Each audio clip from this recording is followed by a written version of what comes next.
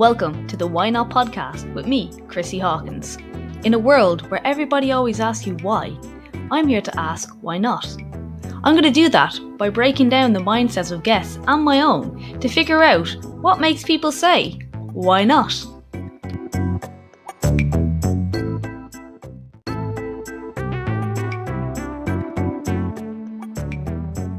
Hi guys, welcome back to Why Not. So today I'm just doing a little short solo episode, kind of talking a little bit body dysmorphia from a male perspective, female perspective, and just kind of a description of it as well. So I'm not an expert in this, it's just a bit of like anecdotal stories and just to maybe things that might highlight things that you might have not noticed before, or maybe you have noticed been pushing down. But as ever guys, I just want you to sit back and relax or walk and listen. And here is my episode talking about body dysmorphia. Hi guys, welcome back to Why Not. So today I want to have a little chat about kind of body dysmorphia. And this kind of came from a conversation I actually had with two lads yesterday. And we were talking about like how it kind of affects everybody. So I think, you know, when it comes to the like of any kind of disorders, eating disorders and stuff like that, it's rarely talked about from the male perspective, and it definitely is a thing. Like, it's really on the rise, eating disorders with men. You may have heard before people refer to things such as bigorexia, which is people who are into, say, bodybuilding, thinking they're actually really small and they're obsessed with getting bigger and bigger. So it's almost in a sense like the opposite of anorexia, where you think you're bigger and you need to get smaller. They need to feel like they need to get bigger, and they will go through extreme lengths to get there because they're comparing themselves to the next bigger guy, or people who've been training for years, or people with good genetics. So I think it's cool to, not cool, but like it's I think it's important to kind of look at it from a few different angles. And in this sense, I want to talk about, like, you know, I'm not an expert in this. I'm going to give a definition that I've gotten off the Mayo Clinic. So I'm not claiming to be an expert. This is all anecdotal. This is what's happened to me. And then also, like, the two guys I was talking to, kind of how it affected them over the years, which is interesting. And, you know, it's good to see it. As I said, like, it's not thought of as a male issue. It's thought of a girl issue. But it is there. And sometimes it's kind of in it. You'd think it's always going to be in the flip side in a sense. Because I think when we were younger, you know, girls are told to be skinny, lads are told to eat and get up big and strong and stuff like that. But now with like social media, it's kind of changing, and still being big is important, but to be lean and big seems to be very important in the male dominated fitness space. So that's why I kind of wanted to bring into it as well. But I'm going to start by reading basically the definition of how they describe it on the Mayo Clinic's website, okay? So mayoclinic.org. So they describe body dysmorphic disorder is a mental health condition which you can't stop thinking about one or more perceived defects or flaws in your appearance. A flaw that appears minor that can't be seen by others, but you feel so embarrassed, ashamed and anxious that you may avoid many social situations. When you have body dysmorphic disorder, you intensely focus on your appearance, body image, repeatedly checking the mirror, grooming or seeking reassurance, sometimes for many hours each day. A perceived flaw and repetitive behaviours cause you significant distress and impact your ability to function in daily life. You may seek out numerous cosmetic procedures to try and fix your perceived flaw. Afterwards, you may feel temporary satisfaction and reduction in distress, but often anxiety returns and you resume searching for other ways to fix your perceived flaw. Treatment of body dysmorphic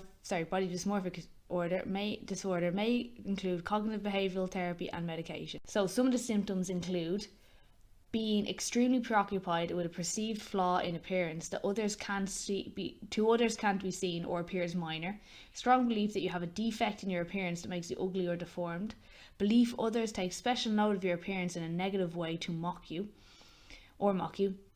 engaging in behaviours aimed at fixing and hiding the perceived flaw that are difficult to resist or control, such as frequently checking the mirror, grooming or skin picking, attempting to hide perceived flaws with styling, makeup or clothes, constantly comparing your appearance with others, frequently seeking reassurance about your appearance from others, having perfectionist tendencies, seeking cosmetic procedures with little satisfaction, and avoiding social situations.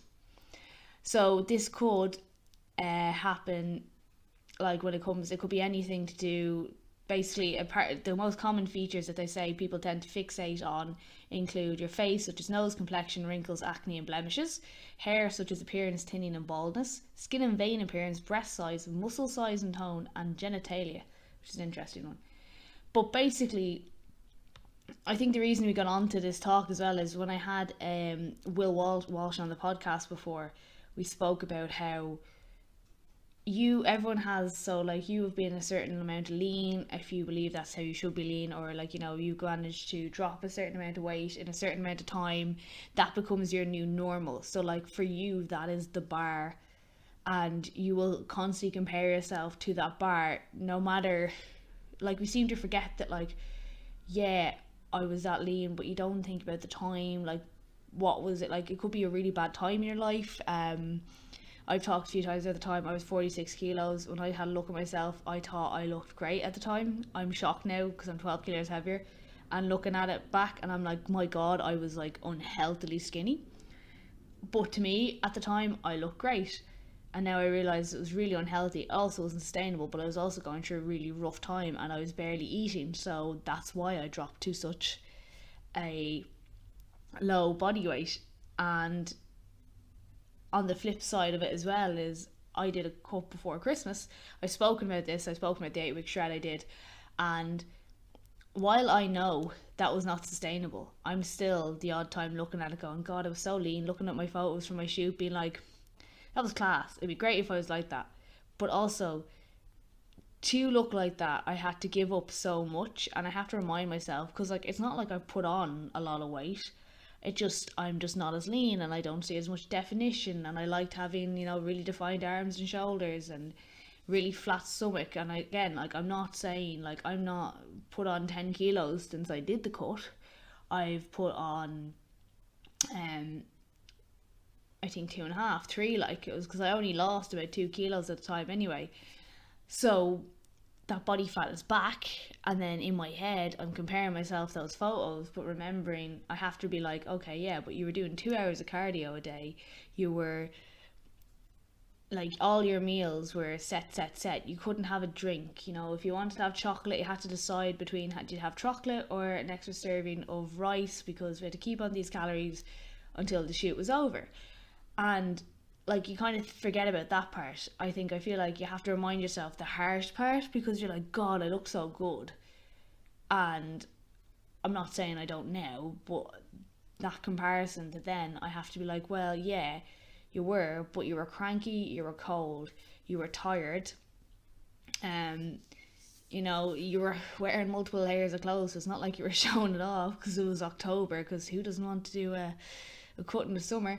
But like, all these different things, like, you know, you couldn't drink, you had to, like, you know, I've nothing wrong with planning meals, but like, you had every meal planned, you know, to cook it up and have it for 4 days. And, you know, there was very small looking meals a lot of the time, you know, trying to have like a treat had to be worked into it. So it wasn't great fun in a sense. So you have to, I think you always have to remind yourself of that, like, you know, was it worth it? Kind of, yeah, the pictures are class. Was it sustainable? No. I have to, like, you know, I like to be able to eat chocolate when I want, or have a cake with my lunch, and, you know, loads of different things like that. And because of that, I can't stay that lean. And honestly, I don't really want to be. I prefer having the options of having the cake or every other little different thing that, you know, you kind of take for granted when you are not that lean, if that makes sense. And I suppose with that, like, I've noticed these kind of trends, you know, that being your standard. I've noticed these trends with people I know, like, so one of the guys I was talking to the other day, one of his would be, at one point in his life he was 5% body fat, and he has this photo where he is absolutely shredded to the bone as well. And now he would be like a normal body weight. He has, you know, good structure, not fat, but he considers himself fat sometimes, and it's because of that has happened before. So he's been at that low standard, and so he thinks that him being at like a normal kind of body weight, it hits him and he goes, oh god, I'm so fat. And like, you're not fat. Like, he's like, look at his gut. And I was like, you don't have a gut. you're really well, like, he's like really well proportioned, that's what I would say, but you don't, but all he sees is a comparison to that. So it affects you, and these little things, like yeah, I'm still in a sense lean, but you have to remind yourself maybe. And if you talk to yourself so much and you tell yourself over and over, you're going to believe it. So if you tell yourself things enough times, you're going to believe it. And that's, I think, a problem that we have. And obviously the likes of the social media doesn't help, because we have this thing in our hand that you can in an instant flick open and look at all the bestly toned species of the human race, people who either have class genetics or are on steroids, and because of that they're absolutely shredded, and these people are put on a pedestal as like the marker of what you want to be like. And if you're in any way, shape or form different, it's like you're failing or something like that, I suppose. And it's really funny because we all come in different shapes and sizes, because that's how life works. But we think that, like, because of these genetic, maybe these people who are genetically gifted are put on that pedestal, that there's something wrong with us. And if you've been in a situation where you can get to that point as well, that makes it sometimes even worse, because you can do it, but you're not there at the moment, and that can be hard to deal with sometimes. And I think before that it had been a case of, it was more prevalent maybe with women, because we had the magazines and stuff like that, whereas men weren't reading trash magazines like we do. But now they have the same issue of they're seeing all these ripped huge men on social media, and they don't know what to do with it. They start feeling inadequate. There's more people joining the gym, and I find that interesting. And like the other guy we were talking to was kind of almost on the opposite. Like, so he was always quite lean growing up, and he was saying how a doctor told him that he was anorexic, and he wasn't. He was just naturally really lean, so it didn't matter what he did, he couldn't put on weight. But that stuck with him for years, so he always felt like he was really small and had to make himself bigger.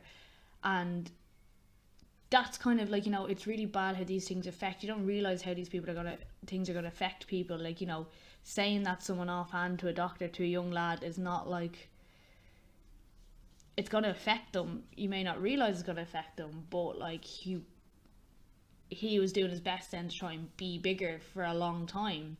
And I think it's only, well, now, like, these people still struggle with these issues, but in a sense we kind of have to become more accepting of ourselves over time, or find ways that we can make this better. Because if you say these things to yourself enough, you're going to believe it. And if you start to believe it, you're going to cause more trouble to yourself, like in the sense that you're going to feel worse about yourself, you're going to affect your mental health more. And this is the issue that has been happening in these days. Like, this is what I'm trying to say. Like, it's really hard to talk about this in a sense that I understand how it's affected me, and I understand how it's affected the people I was talking to. I'm not a professional when it comes to it. But I want to, like, I suppose, hammer home the point is, like, you need to be careful about what we're saying to ourselves. And like, if you're telling everyone, not telling everyone, but like, if you go around and say, like, call yourself fat all the time, you're going to believe it. You're going to feel worse about yourself. You're going to be picking on yourself more.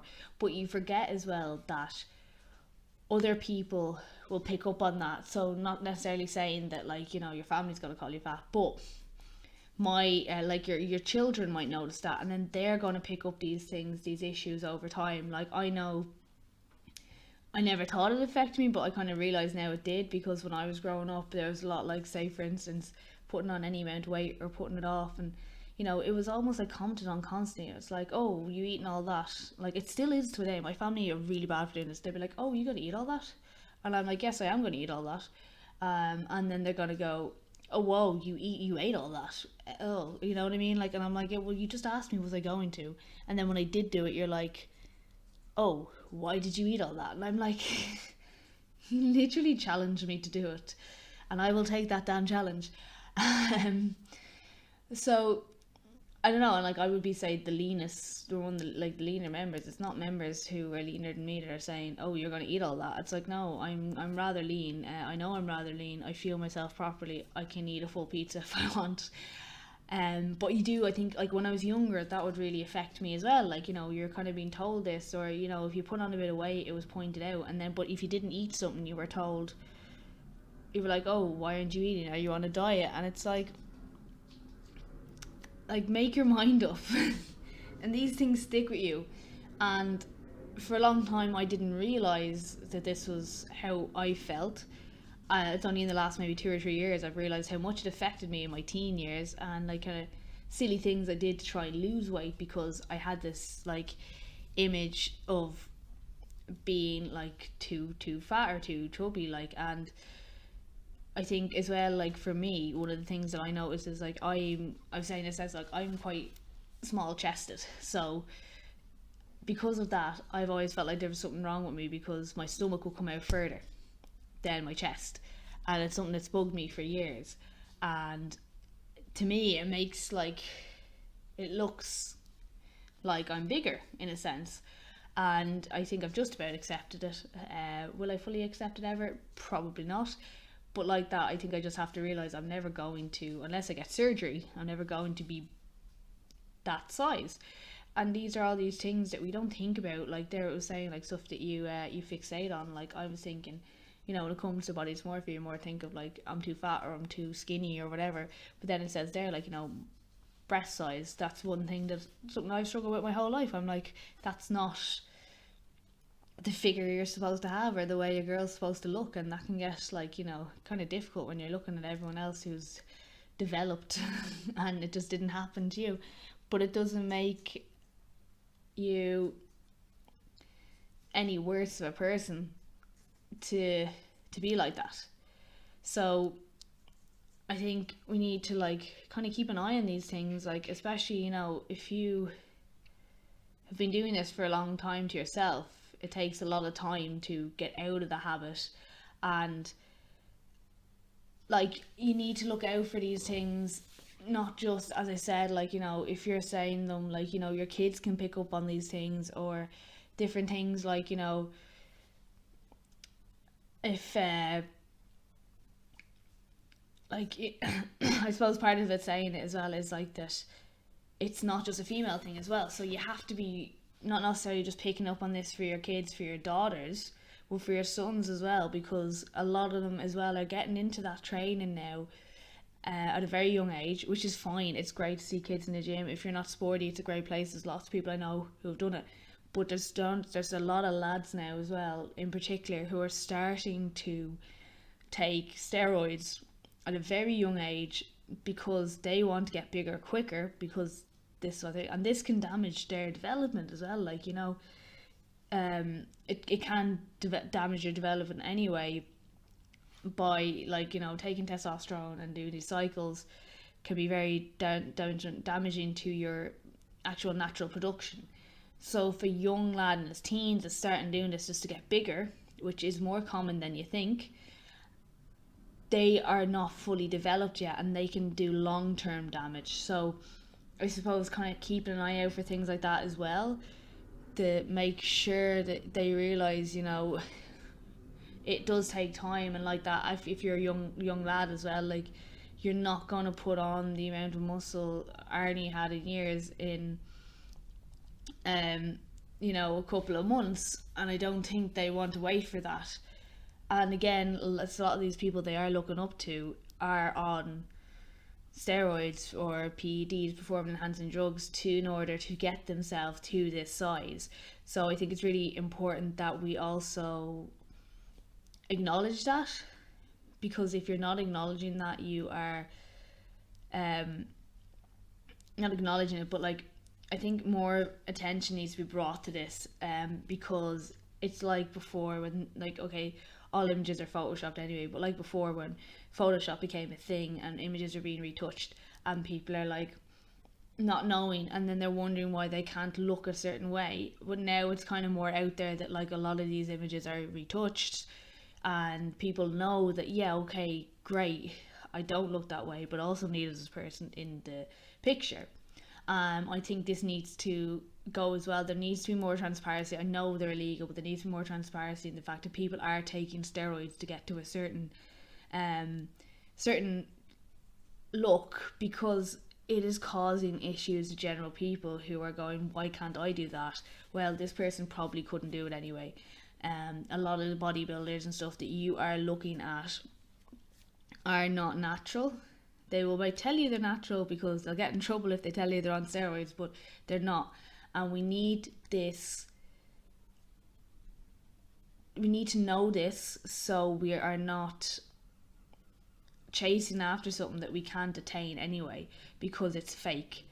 And just, it's very important, as I say, because there is a lot of young lads now who are starting to do cycling of steroids at a young age, and it can do long-term damage to you, because if you're disrupting your hormone, things are not fully developed, it's not good for you. They're not going to listen probably, but we have to keep an eye out for these, say, like body dysmorphic kind of comments in both girls and guys, because they'll show up differently a lot of the time, but it's falling under similar things. So if you are worried, I think do speak to them, ask them where they get this idea. But you know, as I said, you're having these things in your hand that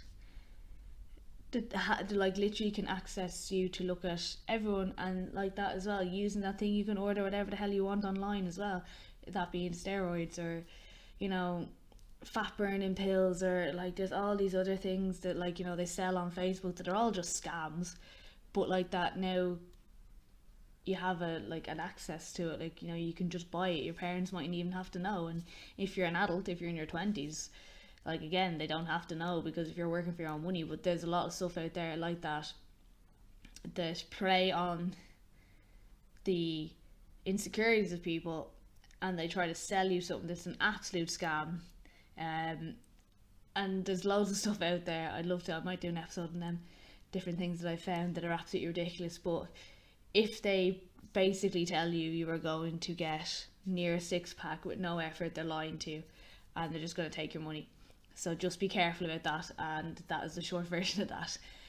But yeah, so I think that is everything I have for today. It's kind of a short episode because, like that, I wanted to kind of talk on about the subject and bring it up, and just seeing like experiences from both sexes on it. But I'm also very aware that I'm not an expert on it. I'm not a mental health professional. I'm not like, I am just an instructor. So I want to start, I'm just a PT, so I just want to stay in my lane in that sense. But I would like to talk about it, and maybe you'll identify some traits that you didn't realize you have, or maybe you have realized but you've been kind of ignoring. And these are the kind of things that we need to address, and don't let them get too far gone. It's really important. We don't want to, you know, let it control you, turn into an eating disorder, turn into a mental health disorder. If you can catch it early, you can work on it, you can get help to work on it, and get someone who specialises in the area, but just don't let them take over. And I think with that, as I said, I'm going to let you guys go. If you do want to find me, you will find me on Instagram and TikTok. So it's at Chrissy H Fitness on Instagram and TikTok, and my website is www.chrissyhawkins.com. As ever, thank you for listening. I hope you enjoyed this episode, and I hope you found it informative.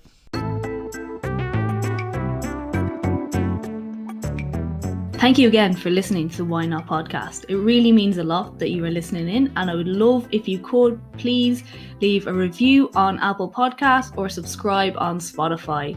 And always, I'd love to hear feedback personally, so if you do want to leave me a message and let me know how you found the podcast, please do.